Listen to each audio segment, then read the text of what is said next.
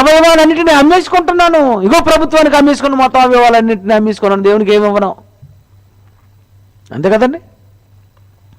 ప్రియమైన దేవుని పిల్లరా, ఒక ఆయన హైదరాబాదులో ఉంటూ మంచి గవర్నమెంట్ జాబ్ చేసుకుంటూ 22 లక్షలు ఇచ్చి పెద్ద హాల్ కట్టించాడండి, భవనం. ఎందుకో తెలుసా? నేను సంపాదించిన ఈ సంపాదన దేవునికి ఉపయోగపడాలి,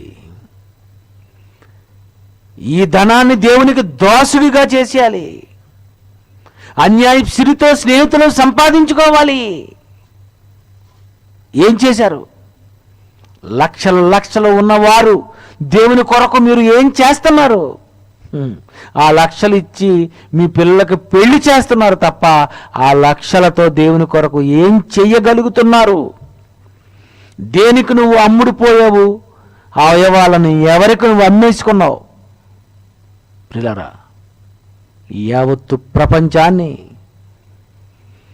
పాపముతో అమ్మబడిపోయినటువంటి యావత్తు ప్రపంచాన్ని యేసుక్రీస్తు నేను కొనుక్కుంటానని కొనుక్కున్నాడు.